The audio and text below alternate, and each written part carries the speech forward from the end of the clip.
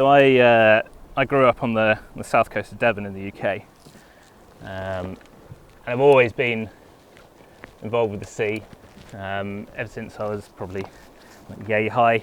My dad used to take me sailing. We used to go out into Plymouth Sound, and I used to have the dolphins coming in, and the odd basking shark. Only saw one, but still memorable. And then I just fell in love, really, and I've always been involved with the oceans ever since then. I did reasonably well at science at school, and I was like, what can I do? And then oceanography just seemed like the obvious choice. So ever since then, I've just been involved with the oceans in one way or the other, either spending actually all my leisure time in them or on them. Recently, I've been heavily involved with the UK's Blue Belt programme. So I've been helping out some of the UK overseas territories with their science and developing their marine protected areas.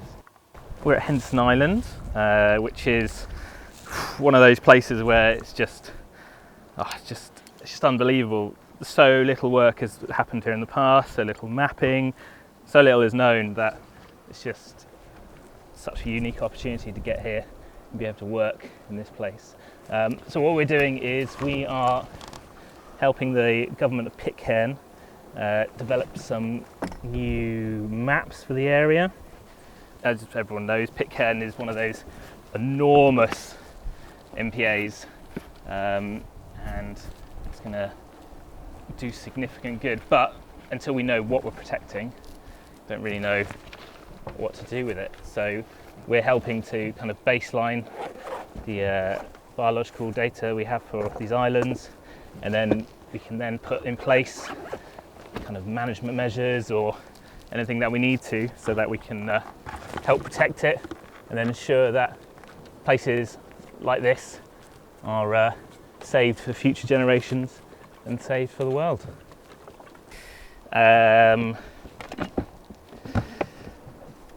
In one foul swoop, I think it'd be ocean acidification at the moment. That's just such a massive problem for so many forms of life. Like everyone, as soon as you say it, you instantly think of the coral reefs, but it's not just corals, it's things like tiny plankton like coccolithophours. They're just kind of dissolving in the ocean at the moment. And that's just horrendous. And just from that bottom of the food chain all the way up to these beautiful coral reefs which we get around here, they're just suffering from it. And yeah, it's just something that we'd love to solve. But it's one of those things where it's going to take global action and everyone getting stuck in. Ecology doesn't work on a small scale. Things don't stay in a particular area. If you're going to conserve something, you need to conserve the whole of its range.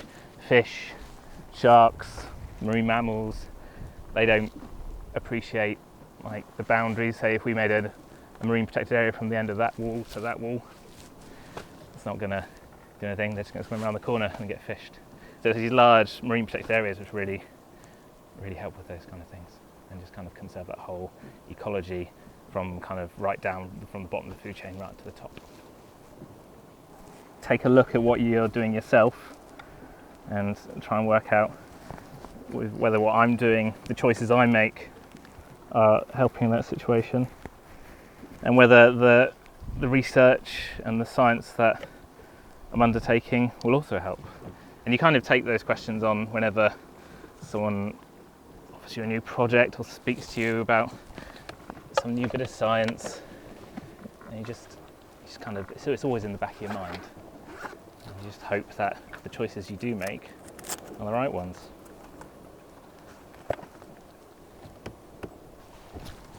It's also about conserving kind of, I'm going to use that blooming buzzword, that natural capital.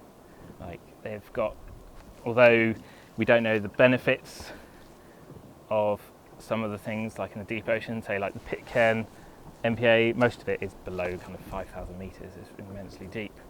But we don't know kind of how that's going to benefit us, the planet, in the future.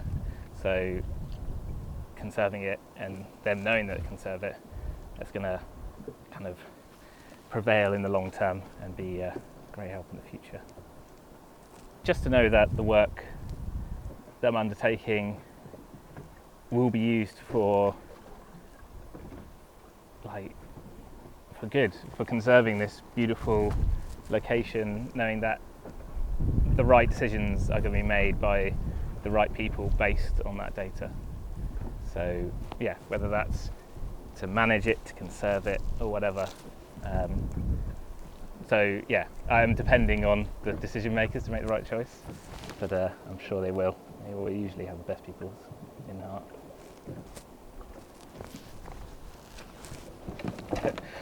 So this is going to sound really bad, but when I was just before I started university, there was a film which came out. I don't know if you know it, called Steve Zissou and the Life Aquatic. And as soon as I saw that film, and the kind of, I don't want to spoil the ending, but it's a beautiful ending, and they're all just in awe of the majesty of the ocean at the end. And I just reaffirmed that kind of, yeah, that's what I want to be doing in my life. Yeah, sorry, a bit cheesy, but so one of my favourite books is Hemingway's Old Man and the Sea. It just fully describes the kind of the awesome power and majesty of the ocean, and just, yeah, it's wonderful, but also completely cutthroat and devastating in the same talk. It's just a fantastic book.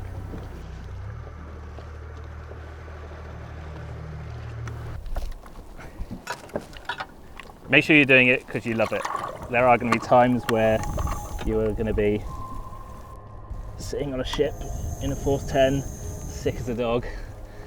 There's going to be times where you meet opposition to what you clearly know and they clearly know is a great idea and will be brilliant for conservation, but they're still against it. You just got to hold on to your convictions and just keep going with it. So yeah, really love it.